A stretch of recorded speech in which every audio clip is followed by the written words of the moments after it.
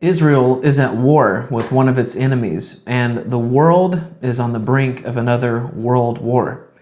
As celebrities, media members, and politicians criticize Israel for their retaliation against Hamas's deadly attacks, there's something we need to talk about. Is there any biblical justification for war, killing, and self-defense? Let's talk about it today. I'm Blake Watson, and this is We the Free.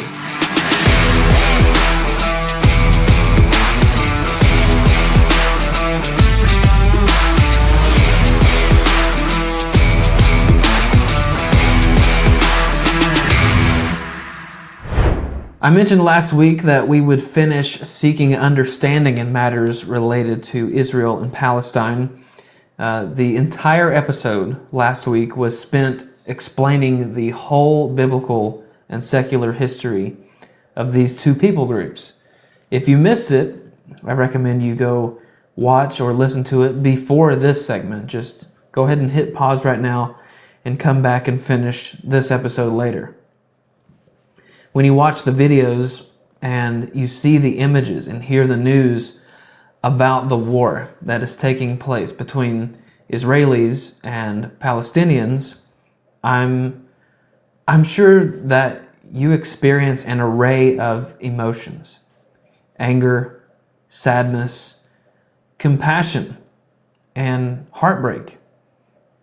As a Christian, you're probably conflicted between certain thoughts and feelings that you have, and I'm hoping that today we can address some of those things.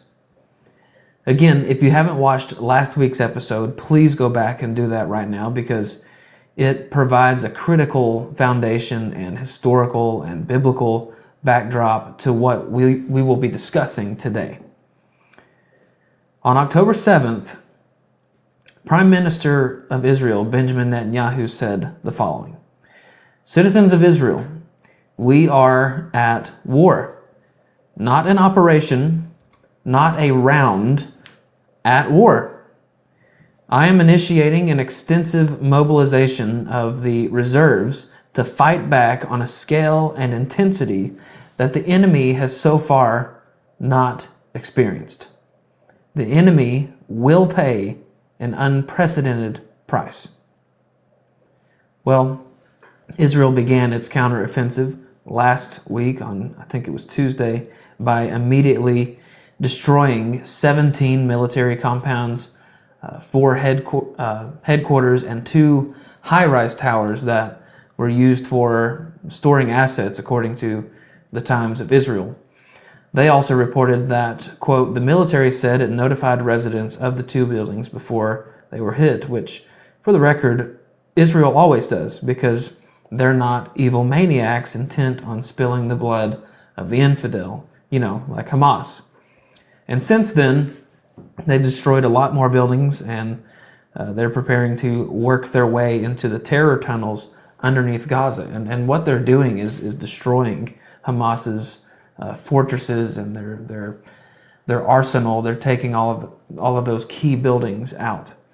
Now, we're not going to talk about every detail of what both sides are doing, because the facts are just being twisted into pretzels every day. I mean, for example, this week on Tuesday, the liberals were absolutely losing their minds and flipping out over Israel apparently bombing a hospital in Gaza, killing hundreds of Palestinians and children.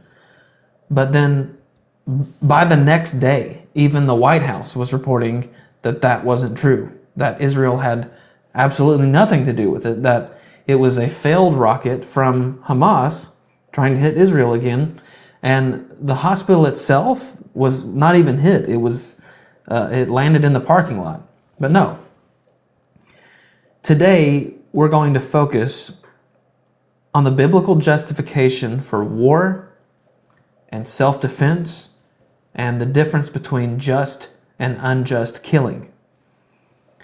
There are 2 words for killing in the Hebrew language, or in the Hebrew Bible: ratzak and harag.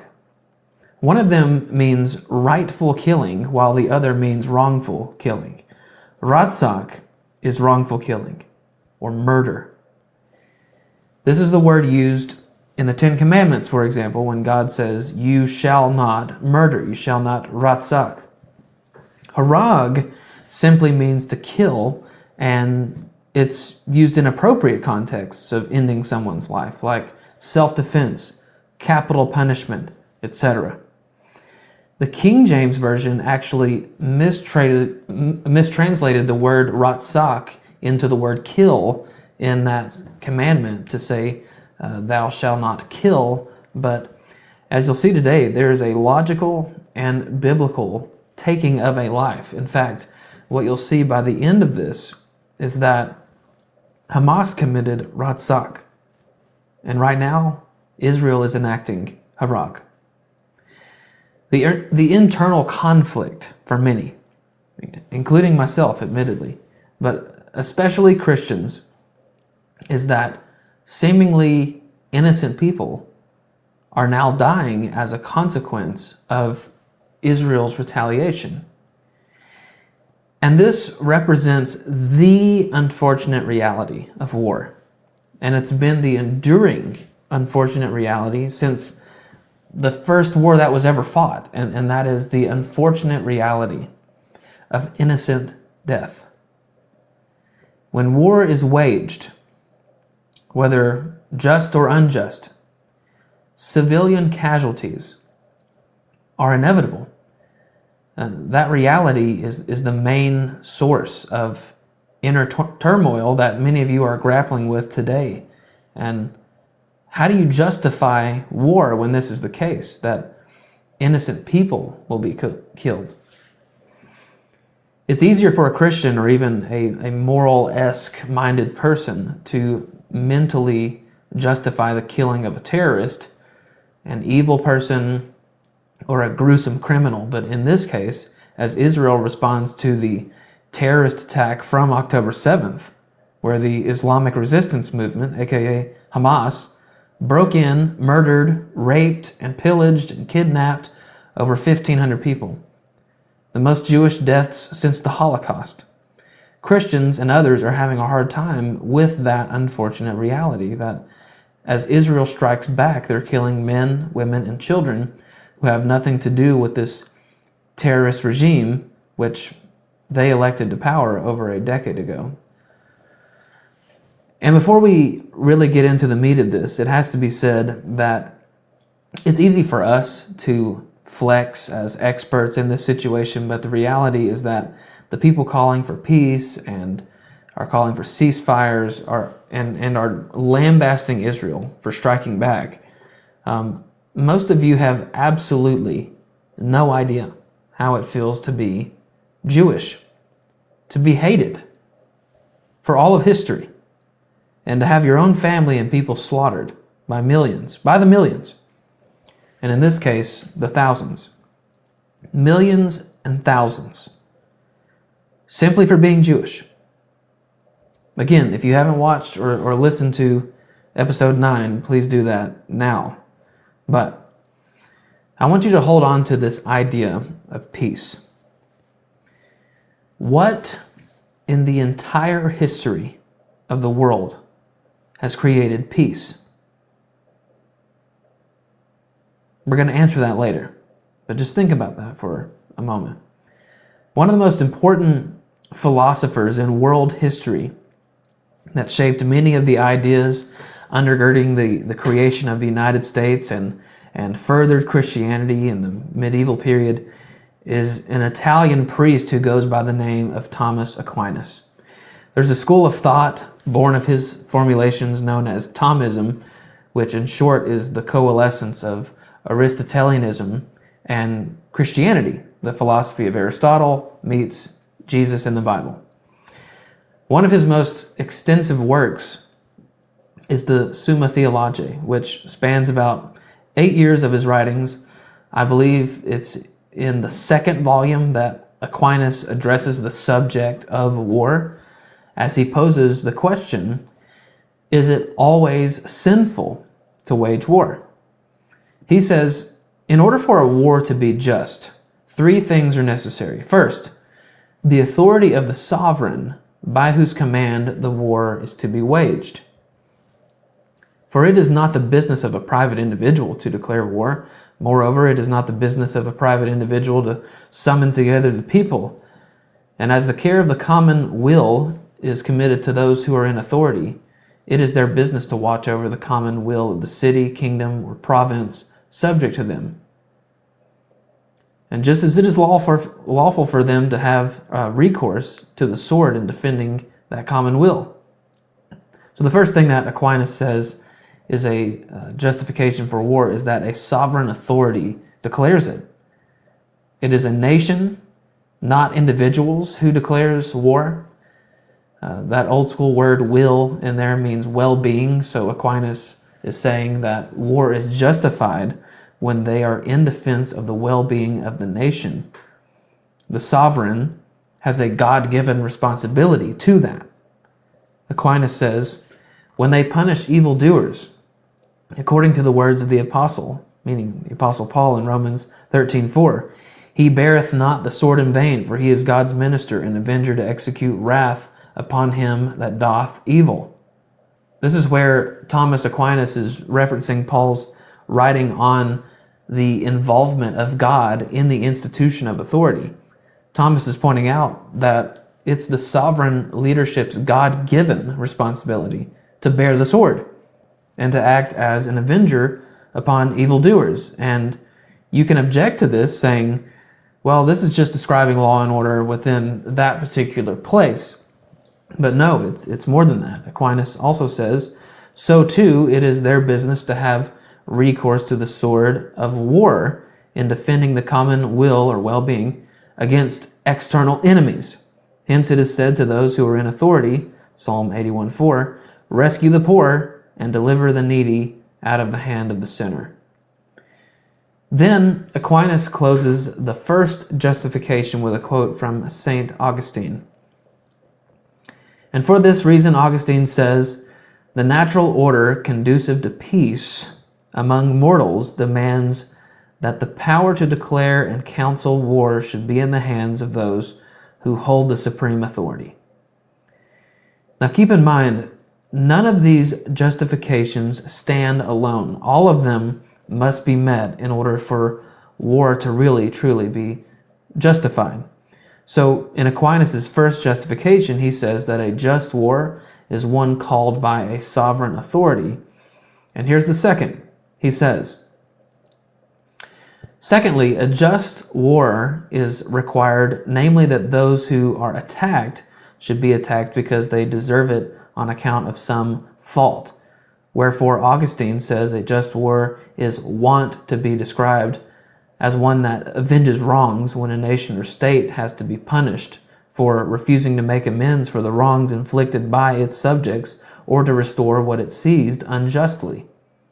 In other words, nation A may war against nation B if nation B deserves it, as Aquinas says, on account of some fault.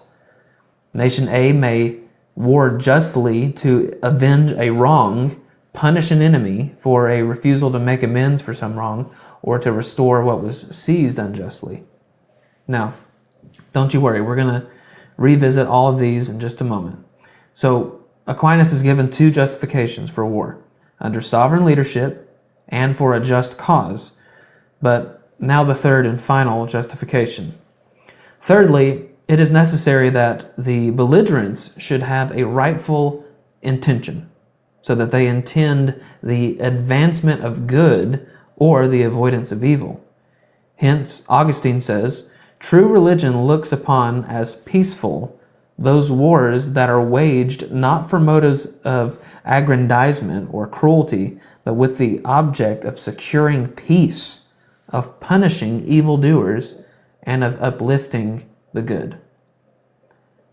A nation must be justified in war by right intentions, and Aquinas defines these right intentions as advancing good and avoiding evil. His quote of Augustine shows something highly critical to this understanding. Peace is attainable through just war. Peace is attainable through just war. An unjust war is waged for aggrandizement or greed, cruelty, and just simple vengeance. But they show us here, peace is obtained through a war which punishes evildoers and uplifts the good. And there's even more roots there to the Apostle Paul's writing in Romans chapter 13. However, it is possible for war to be declared by a sovereign and claim a just cause, but have evil intentions.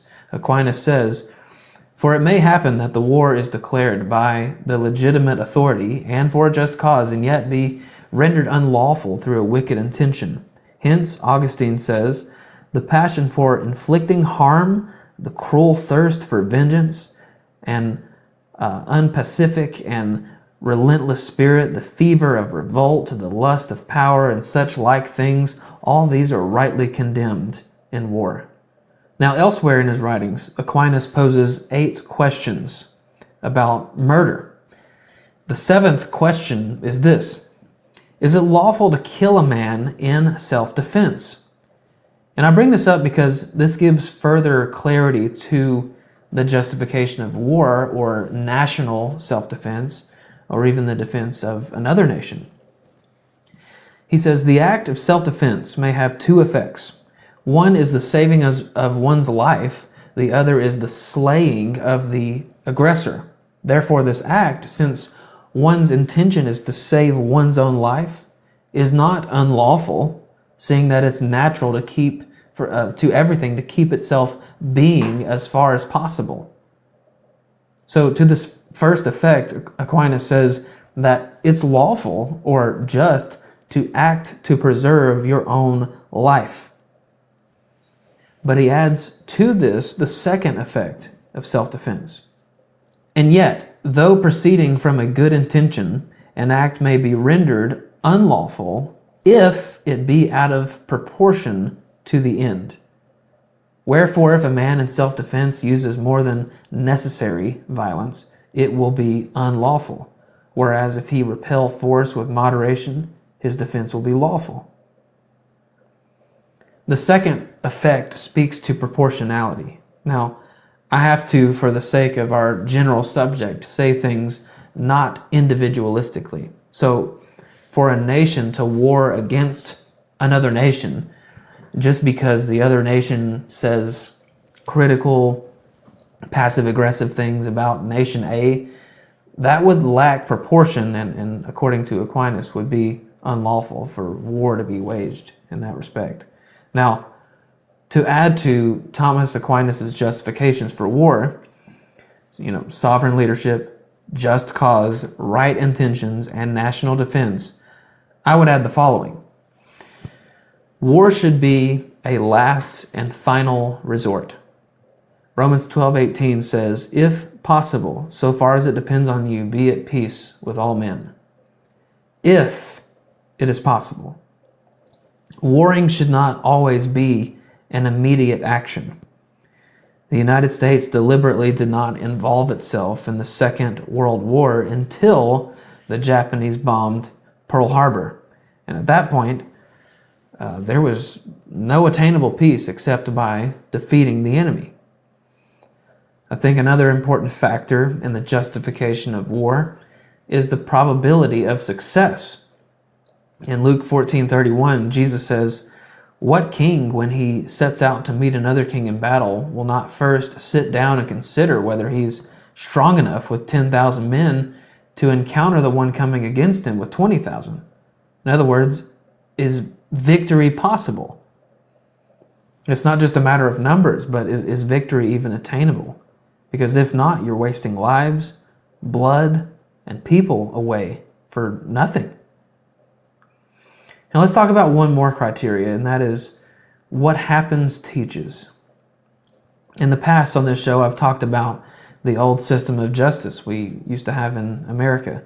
We used to have, public hangings, and in old European countries, they had public executions, and the Romans had public executions, and those things were clear indicators to others that if you commit these same acts, this is what will happen to you. And in general, enforcing the law is a deterrent to crime. It does the same thing. Well, if nation B commits an evil act against nation A, and then nation A whoops their tail, two things happen. Nation B will rethink ever doing something again, and then nations C all the way through Z now know what happens to them if they mess around like nation B did. Now, with those 7 criteria in place, let's see if there's biblical justification for Israel engaging in this war before us. Netanyahu and President Herzog are sovereign leaders declaring their nation is at war against an enemy. This is a war for the well-being of the Jewish people. This is a righteous response to evil. This enemy officially deserved what's coming to them on the morning of October 7th. Therefore, they shall be punished as a just response to their actions because they have inflicted wrongs and they have taken lives. Israel is clearly showing good intentions, and despite what the liberals are spinning this into, they don't want to take the lives of any innocent Gazan. That's why they've yet to begin their ground assault. That's why they've yet to enter the terror tunnels 40 feet underground. That's why they're instructing people to leave for their own safety. I told you to look up Operation Wrath of God and also the 6-Day War of 67. And there was more you could have researched, but what I wanted you to see in both of those events is, and in this one right now, is the tactfulness and precision Israel exhibits. They don't just drop a bomb. They don't just bust in guns blazing. They want to inflict precise and just damage. Proportionality, yes, but ultimately for the common defense of her people. And unfortunately, part of the reason they do this is because of what you're seeing right now with the liberals. They'll be raked over the coals for anything that they do. But this clearly demonstrates there are no evil intentions. And just compare their response right now to the initial attack from Hamas, who indiscriminately fired thousands of rockets, murdered, decapitated, desecrated, raped, pillaged, and kidnapped for hours. Those are evil intentions. This is also clearly Israel's immediate response to the attack. War was their last resort. It was their last resort. They've endured these pot shots from Hamas for years, and only now that thousands of Jews were slain, they've resorted to war. And peace is impossible. It is impossible. Their probability of success is extremely high, especially given their track record. They've got numbers, technology, and allied support. And finally, how Israel handles this will be a lesson to the other surrounding terror groups, and how we, the United States, involve ourselves in this will be a demonstration to the world, which could prevent a third world war. Winston Churchill once said, "You ask, what is our aim? Victory. Victory at all costs. Victory in spite of all terror. Victory, however long and hard the road may be. For without victory, there is no survival." And this is true for Israel today. You know, Ronald Reagan's foreign policy could really be defined by the phrase peace through strength. The idea was that if America was strong, with an obviously strong military, there would be peace for America and peace in the world. Donald Trump followed in those footsteps and added economic pressure to the mix. But here's a new strategy for the present moment. Peace through victory. Peace through victory means there must be a fight. There has to be. There must be a fight, and someone has to lose. Somebody has to lose. Somebody has to lose, and somebody has to win in order for there to be peace. There is no win-win. In this situation and in wars throughout history, there was no chance of compromise or agreeing to disagree. Settlers came here to escape British tyrannical rule and fought a revolutionary war to preserve the American pursuit of life and liberty and happiness. The North fought the South in a bloody civil war in which over 700,000 men shed their blood to unite the states of America and abolish the evil of slavery. We jumped in to defeat the Central Powers in the First World War to create world peace. We defeated fascists and imperialists who were wiping people off the planet in the Second World War. In none of these situations was peace attainable through anything other than victory. With Israel and the Palestinians, one side simply wants to live and to live in their ancestral homeland and be left alone, and the other side thinks they should be wiped from the planet. There is no compromise. And furthermore, there is no negotiating with the terrorists. There is no power of persuasion over a jihadist. They are on a mission from Allah to cleanse the world of the worst of all infidels, the Jewish people. There is no opportunity for peace until someone is defeated. The greatest example of peace through victory in all of history that will never be matched is when God waged war on sin and death. And the peace that was achieved through the shedding of Christ's blood wasn't world peace. It was peace between us and Him. In Matthew 10:34, Jesus said, "Do not think that I came to bring peace on the earth. I did not come to bring peace, but a sword." The blood that was shed made peace between us and God. 1 John 2:2 says that Jesus was the propitiation for our sins. And one of my favorite Bible verses is 2 Corinthians 5:21, which says, "He made Him who knew no sin to be sin on our behalf so that we might become the righteousness of God in Him." We were the offending party.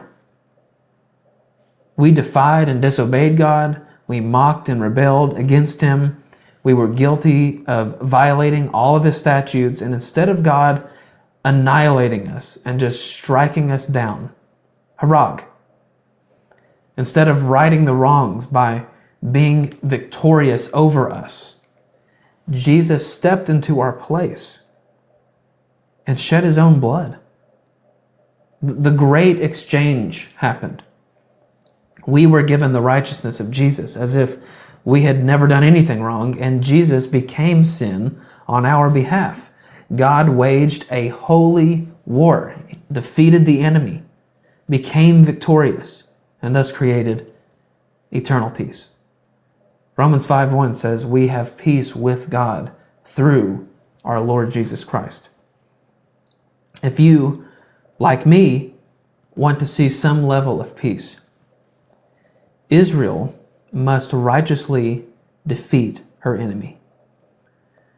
But we must intercede on behalf of them and intercede on behalf of the Palestinian people who are being forced to stay, to serve as human shields, to die in service to Allah, to be sacrificed as PR stunts.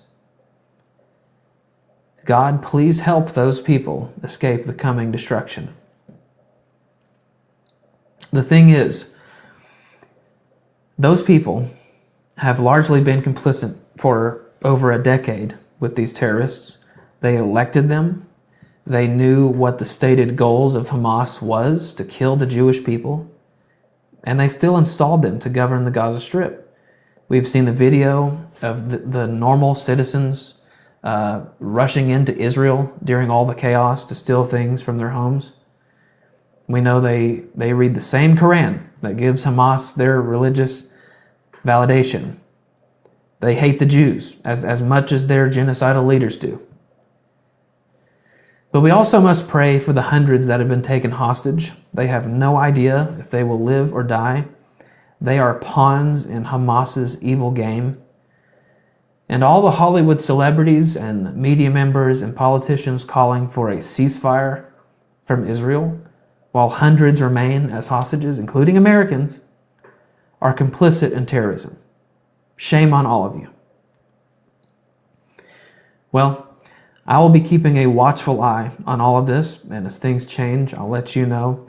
Unless something significant happens, next week we'll return to our usual format after these 3 consecutive special programs. Well, that's going to do it for me. What will it be next time? We'll see. For now, go and be the salt and light you are meant to be. And we'll see you next time on We the Free.